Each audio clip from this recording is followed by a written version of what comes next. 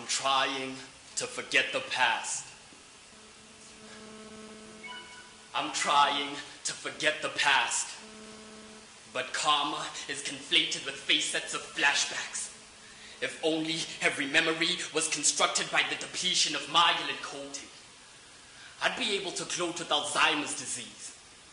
But my bone marrow is made of quartz crystals, so the skeletons in my closet have become storage tanks of suppressed expressions of truth, manufacturing silence with needle and thread, sewing together the fragments of history that I've tried to pull apart in my head. I'm going crazy.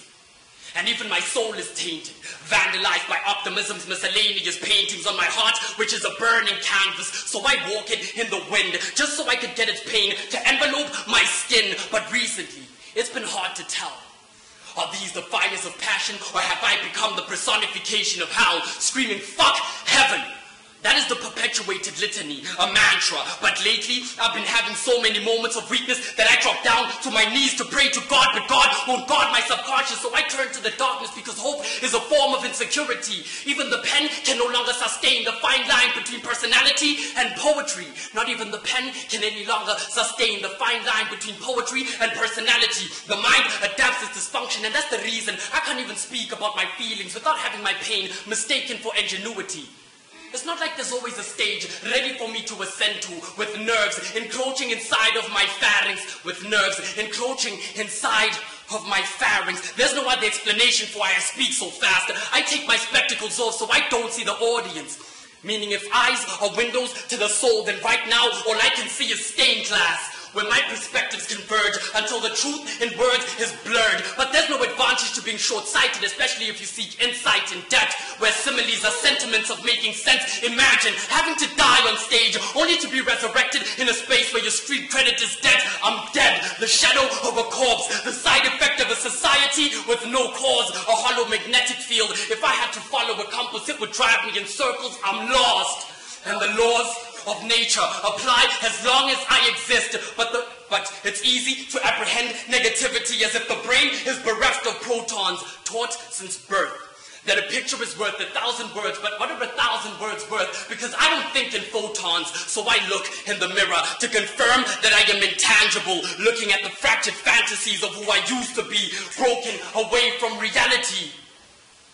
So I look in the mirror to confirm that I am intangible.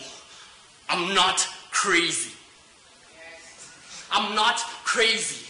I could have sworn I saw my mirror ripple from the edges into the center, and my reflection condensed into a being that is separate from mine, the architect of a parallel universe which converges with the current timeline in the focal point of my mind. It spoke. NoLIFE, Kalo, Carlos, Temba, whatever the fuck you call yourself. Have you ever realized that the uterus resembles a crucifix and there's no need to guess who Jesus is? Patriarchy, they call it. The penis does what it pleases it.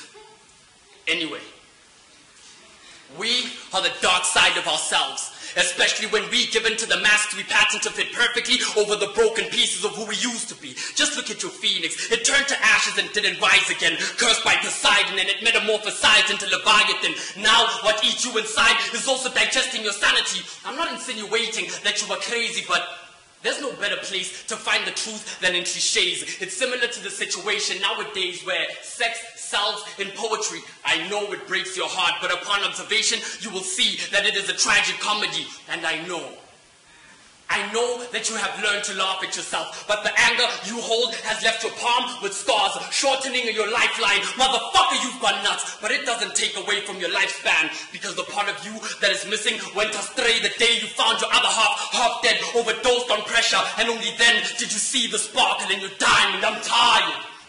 I'm tired of being you, but I am the only form of self that'll ever be true, and your reformation begins with realizing that I'm not even in this room with you. I'm not crazy. I could have sworn I heard him speaking. I'm standing still in front of my mirror and it's heavily breathing, telling me that we all wear masks and that's the only thing that'll make us even. So I'll talk to myself, trying to find the balance even though the scale is broken. So it's fine, I'll sit scripting another poem or a rhyme, even though I don't know why I write anymore. You might be entertained right now, but there's a sensitive human beneath these metaphors. So take my mask and put it on with pride. So when somebody calls you pretentious out of the blue, just reply, you also have no life in you.